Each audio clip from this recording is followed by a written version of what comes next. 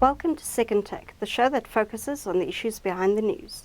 Mining Weekly editor Martin Creamer joins me today to unpack the latest in the mining industry. Hi Martin. Hi Chanel. Ruthenium is once again attracting huge attention. Why the renewed focus on this metal? Yeah, we've got 6 platinum group metals and one of them is ruthenium. But the use of those metals is not very balanced. So you have a metal like iridium that is so scarce that people are trying to use it less. So they looked at ruthenium in augmenting that when it comes to electrolyzers for green hydrogen, and they found that that worked very well. So you don't have to have such a big dependence on iridium because you've also got ruthenium. Now they're doing the same thing with green ammonia. So, to transport the green hydrogen, you need to use green ammonia.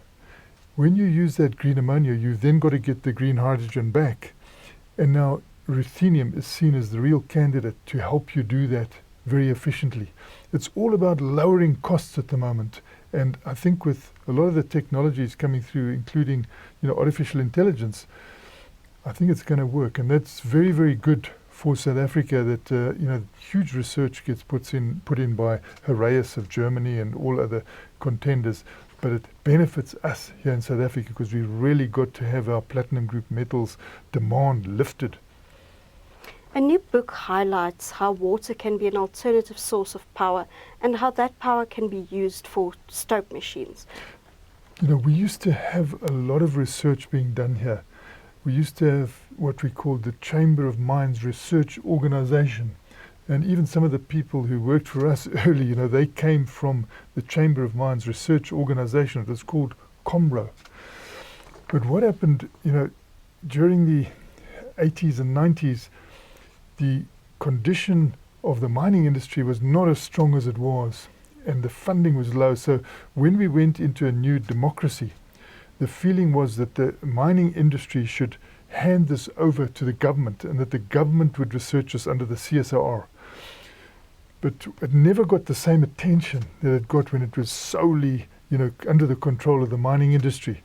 So what people have been doing now is they've been trying to gather that information again, put it into book form, because they feel now with new technologies, including, artificial intelligence, you can do so much with this.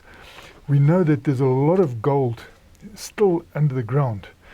The feeling is that you could probably miniaturize things and use water power, to help you to get this gold. So what they want to do is disseminate this information.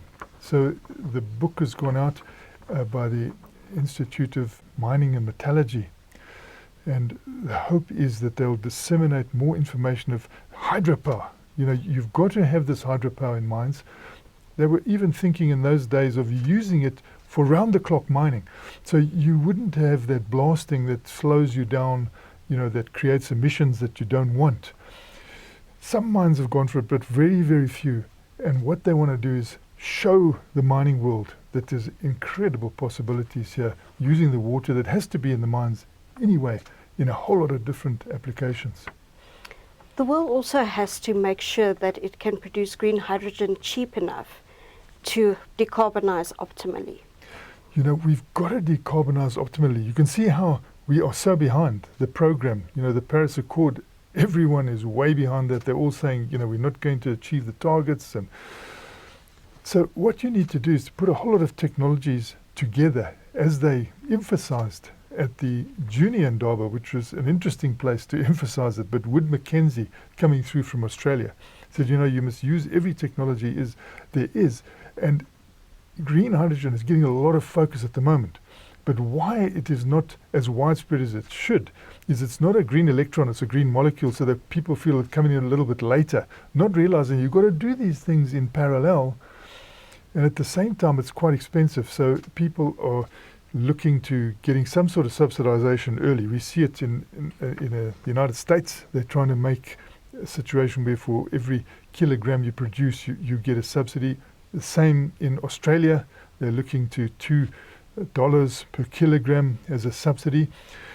But he's saying a massive effort needs to go into this to optimize it, because if you don't bring in this green hydrogen, you're definitely not going to meet your targets. And so this emphasis is important because it's also of benefit to South Africa, because the basis of getting the green hydrogen produced requires platinum group metals. And we've got tremendous interest in that, both in the electrolyzer. You've got the platinum, and you've also got the iridium, and now the ruthenium. And then in moving the product, you will also have platinum group metals to produce the green hydrogen and then to process the green hydrogen. So it's in our interest to really promote a intense look at green hydrogen and not say, no, this is coming much later, we should do it now. Thank you, Martin. It's a great pleasure, Chanel. That's it for today. Join us again next week for more news analysis on the local and global mining industries. Also, don't forget to listen to the audio version of our Mining Weekly newsletters.